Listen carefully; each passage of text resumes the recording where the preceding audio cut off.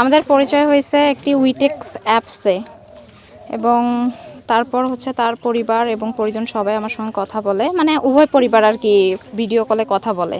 বলার পরে আমার দুই পরিবারেই হচ্ছে মেনে নিয়েছে। নেওয়ার পরে সে হচ্ছে বাংলায় এসেছে। আসার পরে হচ্ছে আমরা বিয়ে করেছি।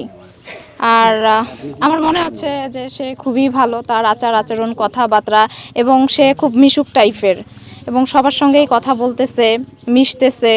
আমার ভালো লাগছে, সে খুবই ভালো।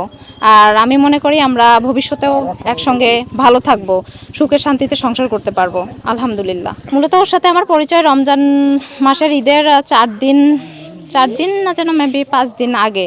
সে আসছে বাংলায় এই মাসের 10 তারিখে তার পরিবারের সম্মতি নিয়ে, এবং আমি আমার পরিবারের সম্মতি নিয়ে 12 তারিখে আমি ঢাকায় যাই। ঢাকায় যাওয়ার পরে সেখানে আমাদের হচ্ছে মলবি দিয়ে প্রথমত বিয়ে পড়ানো হয়। পাসপোর্ট আগে থেকে আমাদের, মানে আমার ছিল না। পাসপোর্ট করার পরে আমাদের হচ্ছে ম্যারেজ সার্টিফিকেট এবং অন্যান্য কাগজপত্র আমরা তৈরি করে নিই।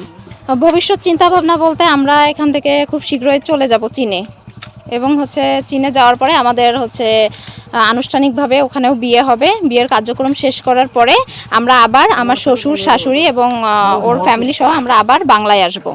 أعوذ بالله من الشيطان الرجيم بسم الله الرحمن الرحيم الحمد لله رب العالمين الرحمن الرحيم مالك يوم الدين إياك نعبد وإياك نستعين اهدنا الصراط المستقيم صراط الذين أنعمت عليهم غير المغضوب عليهم ولا الضالين آمين